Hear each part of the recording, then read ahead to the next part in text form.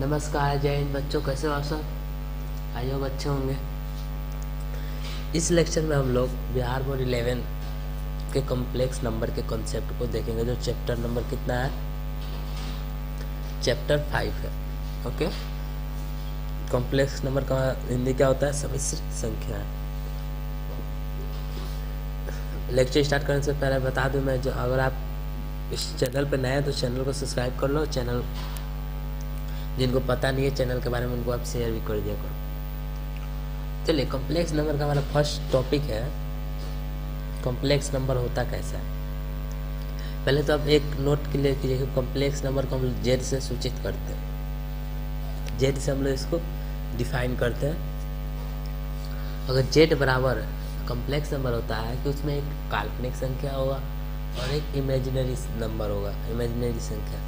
अब काल्पनिक संख्या कैसा होता है, इमेजिनरी संख्या कैसा होता है, इसको हम लोग देखते हैं। ये हो गया जेड। यहाँ पे देखिए, गौर कीजिएगा, ये जो वैल्यू दिया है कॉम्प्लेक्स नंबर है। जेड बराबर क्या है? कॉम्प्लेक्स क्या दिया है? जेड बराबर क्या दिया है? ए प्लस आयोटा भी। ये क्या है? आयोटा। इसका मान क्या, नाम क्या है? आयोटा। ओके। इसे हम लोग बोलते हैं रियल नंबर। रियल नंबर इसे बोलते हैं imaginary number. Imaginary number. Okay. ए क्या हमारा? काल्पनिक संख्या, और बी सॉरी ए वास्तविक संख्या और बी काल्पनिक संख्या, और आई अब आयोटा। आई के साथ जो संख्या होगा उसे हम लोग इमेजिनरी नंबर बोलेंगे। इतना तो क्लियर हो गया। कॉम्प्लेक्स नंबर किसको, मतलब कॉम्प्लेक्स नंबर देख के पहचान जाओगे। तो इसे तो ये सिंबल हो गया, नोट क्लियर हो गया कि इसे हम जैसे सूचित करते हैं। जेड बराबर इतना हो तो ये क्या होता है? कॉम्प्लेक्स नंबर होता है, जिसमें ये वाला पार्ट हमारा क्या है? रियल पार्ट है, इमेजिनरी पार्ट है, वास्तविक भाग और काल्पनिक भाग। ये काल्पनिक नंबर भी बोल सकते हो। चलिए आगे बढ़ते हैं। कुछ ये सब मैंने क्लियर कर दिया आपको, कौन वास्तविक है कौन कॉम्प्लेक्स। जेड जो होता है कॉम्प्लेक्स नंबर होता है। 5 यहाँ पे देख लीजिए, रियल नंबर है, रियल भाग है। इमेजिनरी भी रियल नंबर, रियल भाग है। आई का मान क्या है? आयोटा। जेड क्या है? Complex number. क्लियर। चलिए, addition of two complex number, दो सम्मिश्र संख्याओं का योग करना सीखेंगे। मान लीजिए आपको दे दिया एक Z1 बराबर 2 प्लस आयोटा 3। एक ये दे दिया, एक Z2 बराबर दे दिया आपको 3 प्लस आयोटा 5 दे दिया। तो अब इनको जोड़ना है आपको। तो देखिए, इसमें रूल कहता है कॉम्प्लेक्स नंबर का, अगर आप जोड़ो या घटाओ, हमें करना क्या होता है? वास्तविक भाग के साथ ही जुड़ेगा या घटेगा, काल्पनिक भाग के साथ ही जुड़ेगा या घटेगा। इतना आप क्लियर रखिएगा। तो Z1 प्लस Z2 क्या लिख सकते हैं? 2 प्लस 3, ओके, प्लस इन दोनों को जोड़ो 5 3 8 आयोटा। ओके, ये 3 2 5 प्लस 8 आयोटा हो जाएगा। क्लियर हो गया। इसमें से आपको ये कॉमन नहीं ले सकते हो, क्योंकि ये काल्पनिक भाग, ये वास्तविक भाग हो गया। अगर इक्वल टू में कुछ होता है, इतना का वैल्यू 0, तो कॉमन करके आप मतलब हटा सकते हो, लेकिन अभी नहीं हटेगा। ये पॉइंट क्लियर हुआ ना? चलो, इसका फॉर्मूला देख लो क्या होता है। अगर Z1 Z2 दिया है तो क्या यहाँ पे दिया है? वास्तविक भाग एक साथ जुड़ा है, काल्पनिक भाग एक साथ जुड़ा है। आई कॉमन हो गया है, क्योंकि आई तो दोनों में आयोटा दोनों में है, तो इसलिए इसको कॉमन कर लिया हमने। समझ में आ गया? नोट को देख क्लियर कर लेते हैं। तो दो संख्याओं को जोड़ने के लिए दोनों के वास्तविक भाग और काल्पनिक भाग एक दूसरे के साथ ही जुड़ते हैं। मैंने बताया ना, जोड़ो या घटाओ, वास्तविक भाग के साथ जुड़ेगा या घटेगा, और काल्पनिक भाग के साथ जुड़ेगा या घटेगा।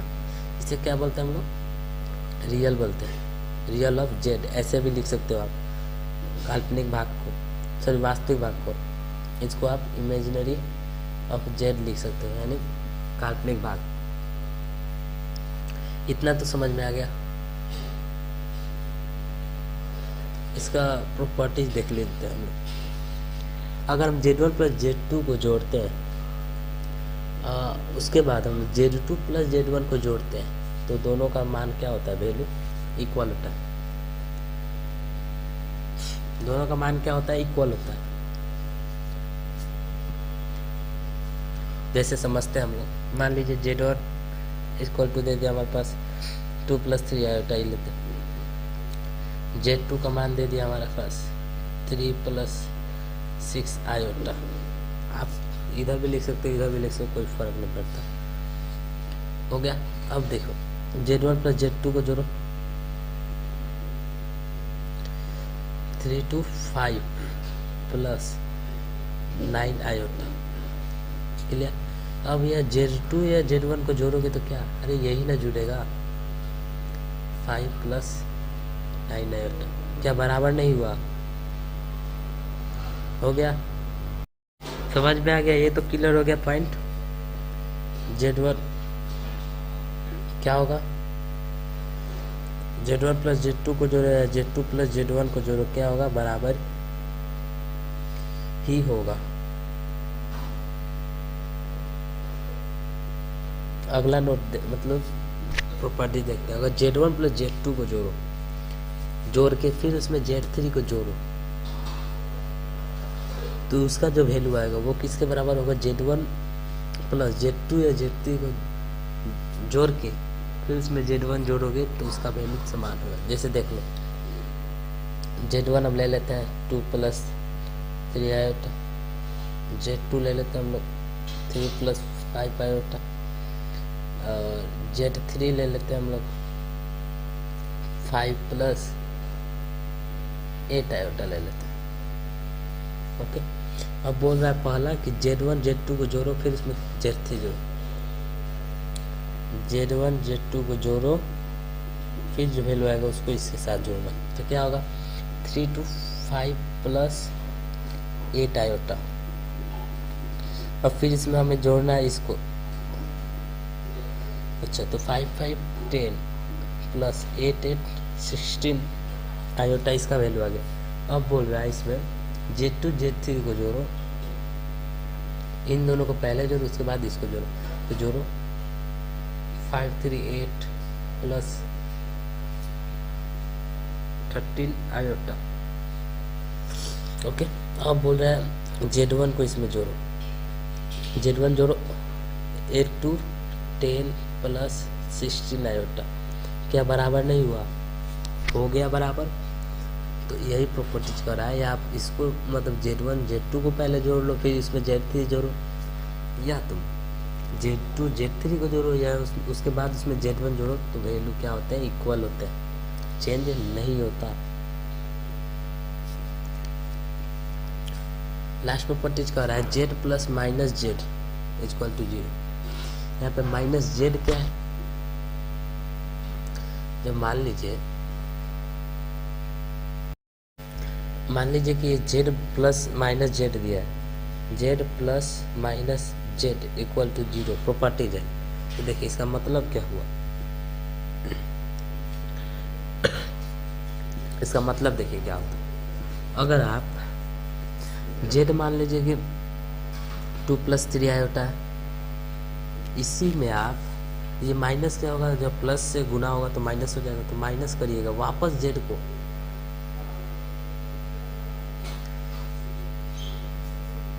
तो ये देखिए यहाँ पे सॉल्व करिए, 2 + 3 आयोटा -2 -3 आयोटा। क्या यह कट नहीं जा रहा है?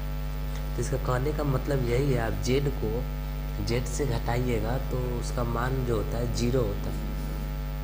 मतलब कॉम्प्लेक्स नंबर को कॉम्प्लेक्स नंबर से ही घटाना है सेम, तो उसका मान हो जाता है 0। वैल्यू क्या हो जाता है, 0 हो जाता है। ओके। नोट पॉइंट कुछ देख लेते हैं। जब हमें Z इनवर्स निकालना होता है, Z इनवर्स कैसे, ये तो होता है Z, तो 1/Z हो जाता है। 1/Z निकालना होता है हमें, तो हम Z के वास्तविक और काल्पनिक भाग के चिन्ह को बदल देते हैं। लेकिन वास्तविक भाग और काल्पनिक भाग के बीच में जो, जैसे देख लीजिए, देखो तो मान लो कि हमारा z बराबर एक दे दिया समीकरण 2 + 3 आयोटा। बोल रहा है ना जब आप z इन्वर्स निकालो तो इसमें करना क्या है, इसके काल्पनिक भाग और वास्तविक भाग के केवल मान को चेंज करना है। ये दोनों के बीच के गैपिंग में चेंज हो जाएगा। कैसे होगा, जब ये गुना होगा माइनस में 2 - 3 8 हो गया। ये रूल कह रहा है अगर आपको z इन्वर्स निकालना है तो आप दोनों के मतलब साइन को चेंज कर दो, काल्पनिक भाग और रियल भाग को। यह पेज क्लियर हुआ कि नहीं, पहले आप कंफर्म करो कमेंट बॉक्स में लिख कर।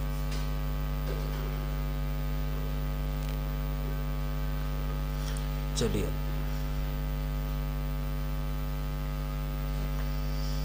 अगला कुछ देख लेते हैं topic, difference two complex numbers. दो समित संख्याओं का घटाव।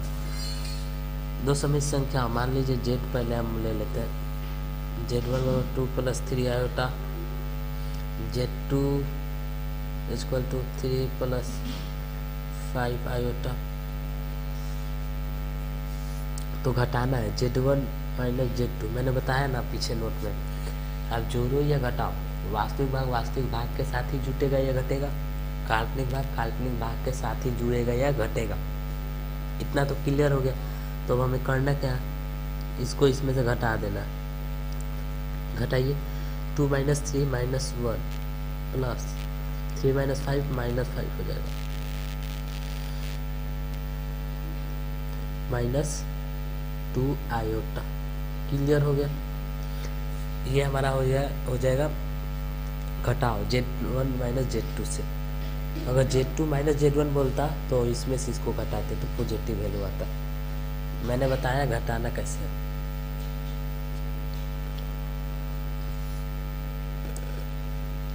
वही यहाँ पे दिया है फॉर्मूला, z1 - z2 = वास्तविक भाग और काल्पनिक भाग में से घटेगा।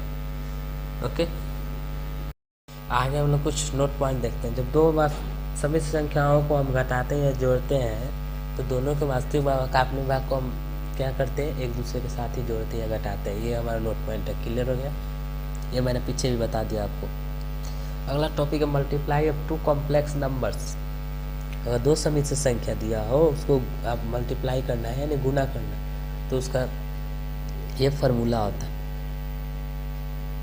समझ गए, देखते हैं कौन सा फार्मूला। मान लीजिए अगर z1 आपको दिया है a + आयोटा b और z2 दिया है c + आयोटा d, तो z2 क्या हो जाएगा, ac - bd, ac - bd plus iota ad + bc।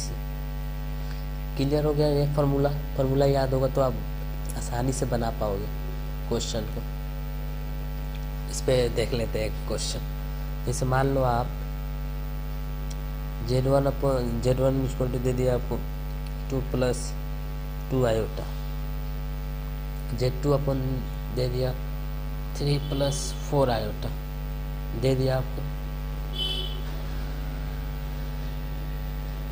अब हमें z1 z2 निकालना। फॉर्मूला क्या कर रहा है, ac - bd, ac - bd तो क्या होगा, 3 × 6 - 8 plus iota ac + bd, ad + bc, sorry ad + bc, ad + bc, ad bc। समझ में आ गया। तो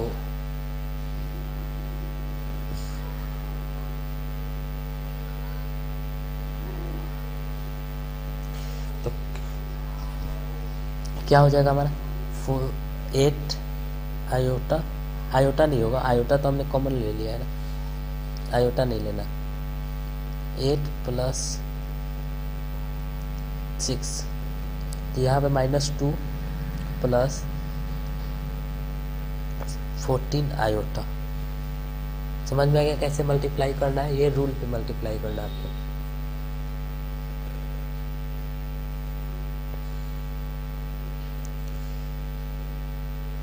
अब कुछ हम लोग प्रॉपर्टीज देखते हैं।